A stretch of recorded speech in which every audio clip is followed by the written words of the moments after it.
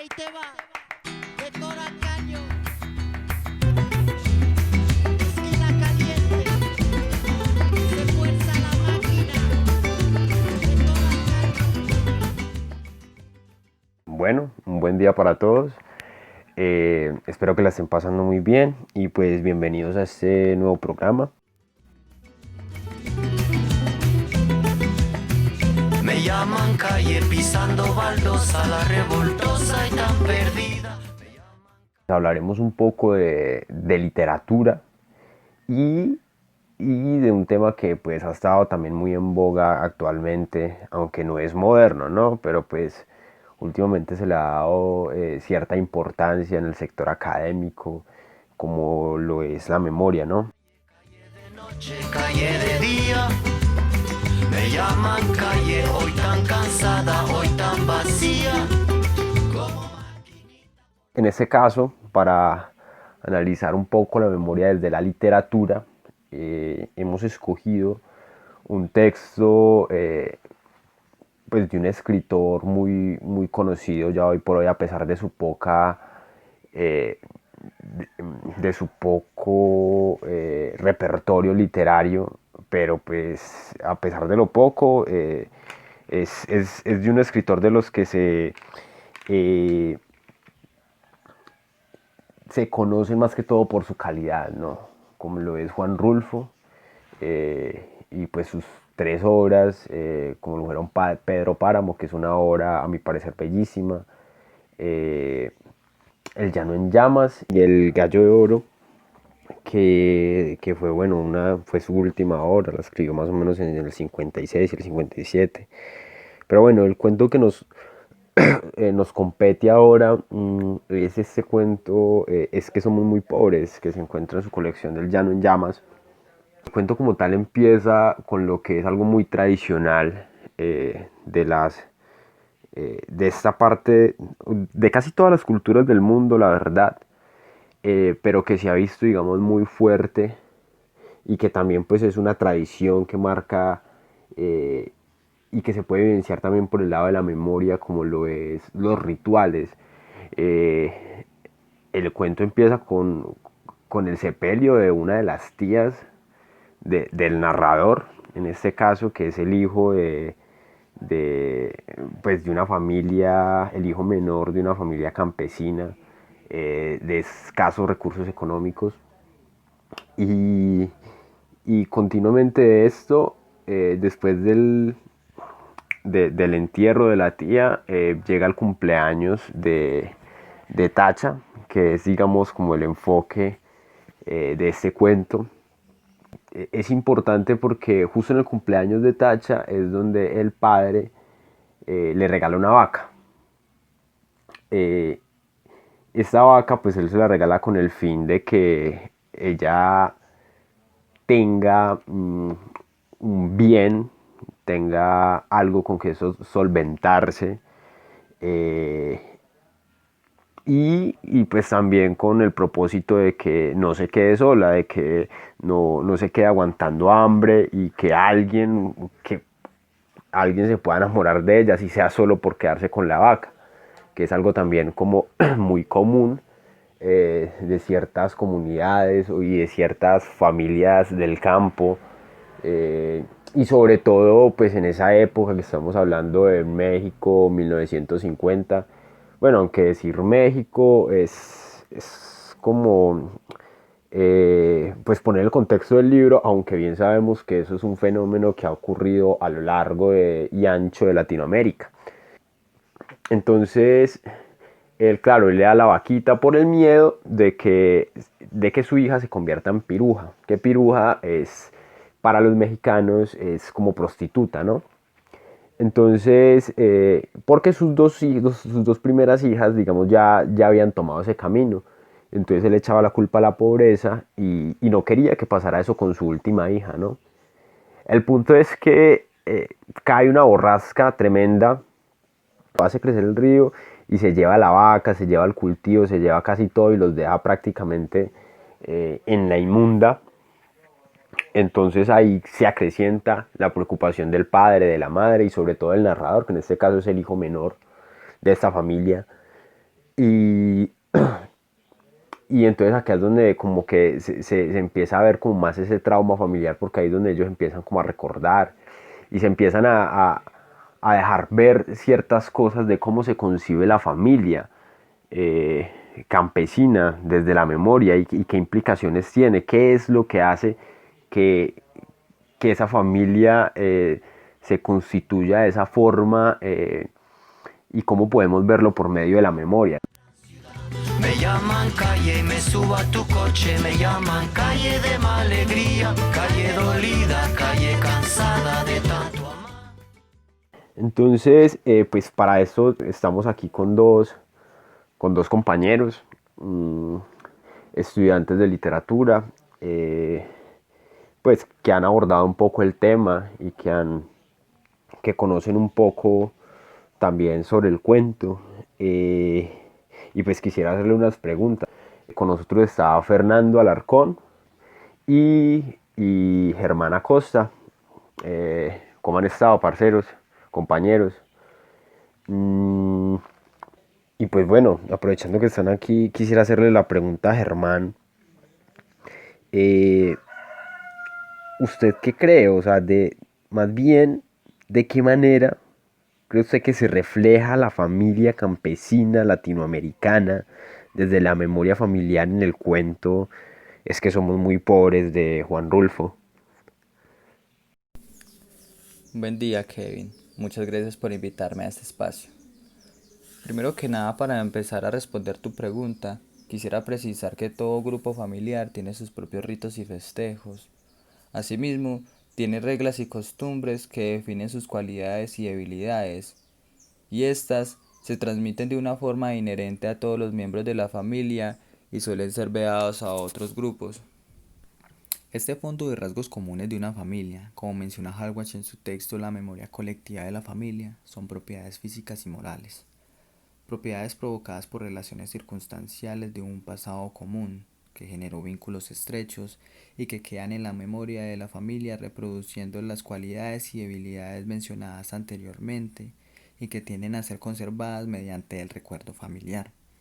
Tal y como podemos observar en el cuento de Rulfo desde la perorata que da la madre de la tacha respecto a la decisión que tomaron sus dos hijas mayores de volverse prostitutas, o pirujas, como les dicen en el cuento, perorata en la cual dice lo siguiente: mi mamá no sabe por qué Dios la ha castigado tanto al darle unas hijas de ese modo, cuando en su familia, desde su abuela para acá, nunca ha habido gente mala. Todos fueron criados en el temor de Dios y eran muy obedientes y no le cometían irreverencias a nadie. Todos fueron por el estilo. Quién sabe de dónde les vendría a ese par de hijas suyas aquel mal ejemplo. Ella no se acuerda, le da vueltas y vueltas a sus recuerdos y no ve claro de dónde estuvo su malo del pecado de nacerle una hija tras de otra con la misma mala costumbre. No se acuerda, y cada vez que piensa en ellas llora y dice: que Dios me las ampare. Con esta cita del cuento podemos entender cómo era el armazón tradicional de la familia de la mamá de Tacha, creada por la memoria de un pasado familiar común vinculado a lazos estrechos que pretendían mantener los rasgos comunes que la constituían. A su vez, estos rasgos iban a pasar a formar parte de la familia de la Tacha, pero como lo menciona Hallward en su texto, hay individuos del grupo familiar que cambian estas tradiciones según les convenga, así como pasó con las hermanas de la Tacha, quienes cambiaron estas tradiciones a conveniencia volviéndose unas pirujas, ya que en su casa no había los recursos suficientes, ya que eran muy pobres, como lo menciona su padre en la siguiente cita. Según mi papá, ellas se habían echado a perder porque éramos muy pobres en mi casa y ellas eran muy retobadas.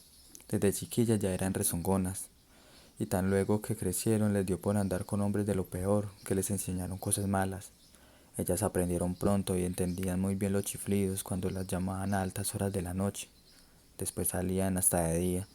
Iban cada rato por agua al río y a veces, cuando uno menos se lo esperaba, allí estaban en el corral, revolcándose en el suelo todas encueradas y cada una con un hombre trepado encima.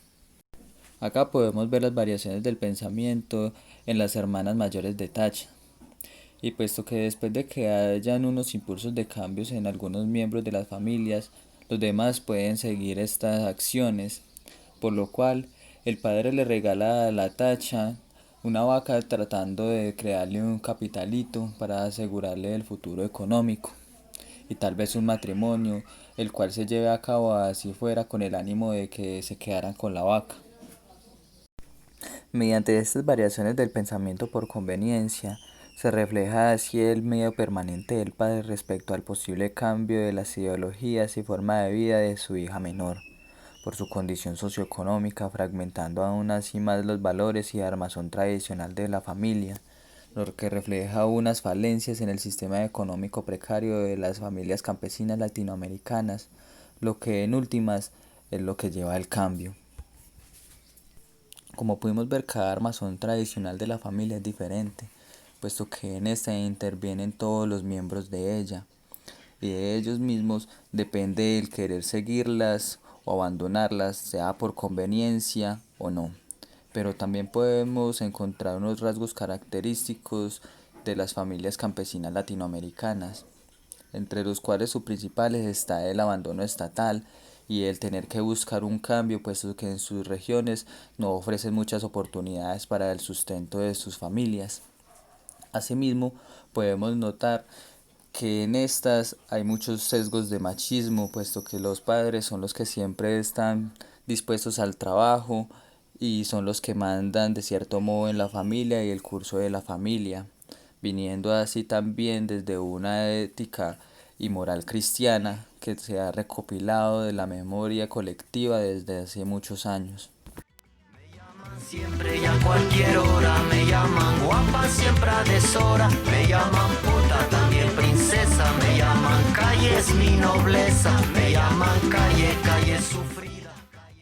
Bueno, Germán, yo quisiera saber, aprovechando que usted menciona los ritos y las tradiciones, quisiera saber cómo desde la memoria podemos evidenciar el papel de la religión católica en este caso, porque pues bien sabemos que desde la conquista y todo Latinoamérica ha sido un continente o un territorio muy influenciado por esta religión judio-cristiana. Quisiera saber qué papel tiene, cómo se puede evidenciar desde la memoria la religión en el cuento y qué papel tiene en la construcción de la familia. Me llaman calle, calle sufrida, calle tristeza de tanto amar. Me llaman calle. Bueno, Kevin, pues la religión la podemos evidenciar en el cuento desde la memoria, primero que todo, cuando la madre de la tacha habla sobre la armazón tradicional de su familia. Recordemos que la principal cavilación de ella es sobre qué castigo le impuso Dios con unas hijas así. Si desde su abuela para acá todos han sido criados desde el temor a Dios y una obediencia, ya desde acá podemos evidenciar la religión desde la memoria familiar. Asimismo, la podemos ver desde la concepción machista que impregna el cuento desde las actitudes del padre, que primero que todo se ve como el patriarca, el que provee el bienestar a su familia, tanto monetario como moral. Recordemos que de él fue la decisión de correr a las hermanas mayores de la tacha cuando se dio cuenta de sus andanzas, y asimismo fue quien se mortificó en ver cómo hacer para que su hija menor, la tacha, no siguiera el mismo rumbo, por lo que decide comprarle una vaca para que tuviera un capitalito y se entretuviera con ella en su crecimiento mientras se pudiera casar con un hombre que la pueda querer para siempre, diciendo intrínsecamente que la pueda mantener, reafirmando la visión machista, lo que tiene connotaciones religiosas, ya que como sabemos la religión es esencialmente machista, casi misógina. Por otro lado, siguiendo con el orden de tu pregunta, el papel que juega la religión en la construcción de la familia es muy importante, porque como dije antes y repito, la principal cavilación de la madre es pensar en por qué Dios la castigó con unas hijas así, si desde su abuela para acá todos han sido criados desde el temor a Dios, lo que deja mucho que decir. Pues primero, esa concepción del castigo de Dios, por un lado, es el reconocimiento de una voluntad suprema que pide arrepentimiento por algo cometido y así se pueda redimir ante esa voluntad suprema y gozar de sus beneficios y misericordia, evitando desgracias. Por otro lado, y al mismo tiempo le reconoce a la divinidad atributos de justo con derecho a castigar y premiar. Y segundo, el temor a Dios es una idea presente en las religiones las cuales exigen un respeto sumisión y adoración hacia un ser supremo y su voluntad. Y en este sentido reconocen la idea de un juicio final y la de un infierno o un cielo al que se pueden condenar o gozar respectivamente. Así que es una lucha en contra de lo inmoral, de lo malo y de todo lo que puede ser castigado, por lo que influye en la construcción de una familia ética y moralmente buena desde la concepción religiosa, para lo que en primera instancia la religión debe ser admitida y traspasada de generación en generación entre las familias. Término que en últimas es creado por la misma religión, que habla de cómo es la conformación de esta en sus bases, en la cual se pone como pilar. Por esto es que la religión influye en la concepción de la familia tradicional, donde dota de jerarquía a todos sus miembros, principalmente al padre, a quien lo considera como el patriarca, el sumo sacerdote que rige y dictamina el comportamiento de todo el grupo familiar, el cual se conforma desde la unión de un hombre con una mujer que procrean hijos en la doctrina del obedecimiento y el temor a Dios. Muy bien, muchas gracias por su aporte, compañero Germán. Ahora pues tengo una pregunta para Fernando. ¿Usted cómo cree o cómo ve que influye la condición socioeconómica en la disolución de la concepción de la familia que hay allí, ¿no? Hola Kevin, muchas gracias por haberme invitado a este espacio tan interesante. A mí me parece muy agradable que nos reunamos a hablar sobre literatura, para hablar sobre cuentos. En este caso sobre el cuento de Juan Rulfo, Es que somos muy pobres,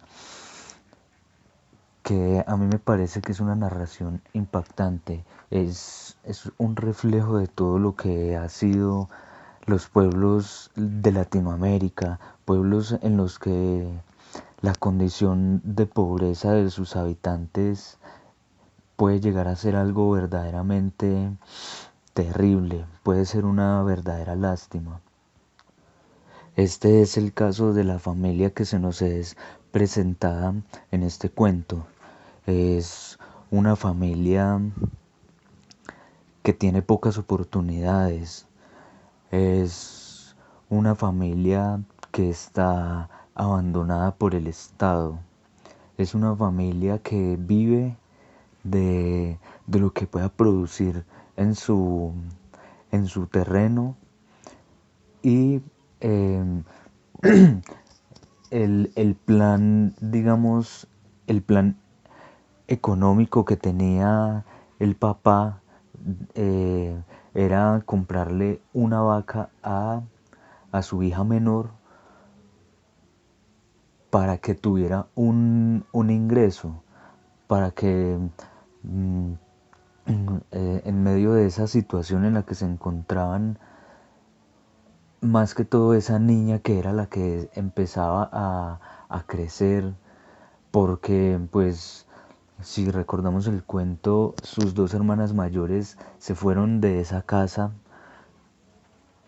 precisamente por esa situación de pobreza, no tenían otra oportunidad y pues al no tener otra oportunidad se vieron obligadas a buscar otra fuente de ingresos, entonces deciden irse de pirujas, de prostitutas. Aquí entonces me gustaría relacionar algunos puntos que Francisco Javier Sánchez desarrolla en un pequeño artículo en el que da por así decirlo, su interpretación de este cuento. Aquí Francisco nos dice dos elementos que son los más importantes: la economía y la moral, ¿cierto? La pobreza no significa solamente que uno no tenga dónde vivir o o qué comer o no tenga ropa, sino que esto también implica ciertas decisiones que se puedan tomar en el momento, tal vez en el momento de desesperación. Entonces, esto lo que puede llevar a que se tomen decisiones que no son moralmente aceptadas, como sería la decisión de ir a robar o de prostituirse para obtener ingresos. Esta familia, en medio de su ya complicada situación socioeconómica, se ve enfrentada con una serie de desgracias, que es la muerte, por ejemplo, de la tía Julia, o cuando llega esta tormenta y les daña la cebada que habían cultivado, o cuando se lleva a la vaca. Entonces es este elemento, es el río, el que viene de repente y, y marca, por así decirlo, el principio del fin de esta concepción familiar. Bueno, en toda la narración está presente el temor que siente la familia de Tacha de que por la pérdida de su único modo de recibir ingresos, que era la vaca, se vea obligada a caer en la prostitución como lo hicieron sus hermanas mayores por el mismo problema, que era su, su situación económica complicada. Aquí me gustaría hacer una relación con la memoria familiar planteada por Hallwatz, ya que cada familia tiene ciertas tradiciones o ciertas costumbres que solo pueden representar a esa familia en especial, que cada miembro de la familia reconoce esa costumbre como propia de su familia y no propia de otra familia. En el cuento, el narrador nos dice que según dice su papá, sus hermanas se fueron de pirujas porque eran pobres, porque ellas ya eran como rebeldes de niñas, ya eran como retobadas, como dicen en el cuento. Entonces, es esto, el papá recurrió a unas costumbres familiares del pasado para advertir el porqué de la decisión de sus hijas y en especial para advertir lo que podría pasar con su hija menor debido a su situación. Por eso decide regalarle esta vaca, también para tratar de prevenir ese destino que ya da como por seguro a su hija menor, para que ella pueda obtener un ingreso de esa vaca, para no tener que buscar otras formas de recibir ingresos. Y bueno, no es necesariamente que la condición socioeconómica complicada de una familia tenga que significar inmediatamente la prostitución. No, debemos tener en cuenta que esta familia, aparte de ser pobres, pues estaban abandonados por el Estado.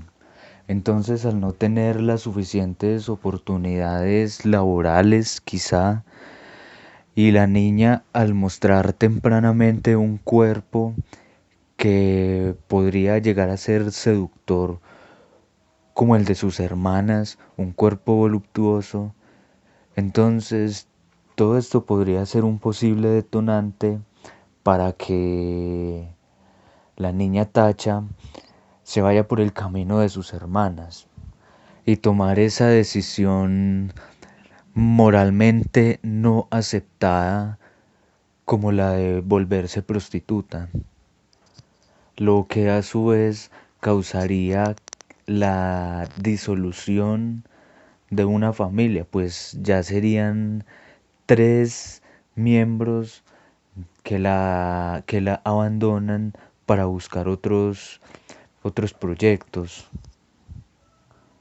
Para ir cerrando la idea, quisiera parafrasear unas relaciones simbólicas que hace Francisco Javier en el cuento. Lo que hace es relacionar la vida con el río y la pobreza con la lluvia. El río entonces se puede representar como la vida. La vida estaba tranquila hasta el momento de la tormenta. La pobreza, que es la lluvia, llega con tanto poder que si no es controlado puede causar catástrofes, puede causar esa serie de dificultades por las que ya está pasando esta familia, puede causar la pérdida, puede causar la muerte de los miembros de una familia, o como en el cuento, puede entonces causar su disolución. Bueno, y para concluir, puedo decir que la condición socioeconómica de una familia, en este caso la situación de pobreza, influye mucho en la disolución de la concepción familiar. Y bueno, Kevin, muchas gracias por el espacio. Hasta la próxima. A la Carmen, Carolina, Viviana, Teresa, Masa, Elsie, Marcela, Jenny. Bueno, muchachos, muchas gracias por haber estado en este espacio, por haber compartido con nosotros un poco sus ideas en este ejercicio de análisis que ya va finalizando. Y que pues lo hemos hecho alrededor de este cuento que se empieza a volver clásico en Latinoamérica, como lo es que somos muy pobres, de Juan Rulfo. Pues donde también podemos ver por medio de la memoria cómo se construye un modelo, por así decirlo, de la familia latinoamericana campesina, que obviamente no es que sea una generalidad, ¿no? Es un modelo que nos deja ver una parte de la realidad de lo que ha sido la vida en el campo y la familia del campo en gran parte de Latinoamérica, ¿no? Porque pues es innegable que eso, a pesar de haber sido escrito en México, es una realidad que abarca todo el territorio. Incluso acá en Colombia lo podemos ver, incluso yo creo que hoy por hoy también lo podemos ver. O sea, es algo que incluso es muy actual. Y pues me parece interesante verlo por el lado de los valores tradicionales, cómo la memoria familiar nos muestra esos valores tradicionales que en sí son ligados a un discurso que nos traen de occidentes y que también viene ligado a otros discursos de poder, como lo son los religiosos, ¿no? Y que constituyen la familia, y que la memoria aquí,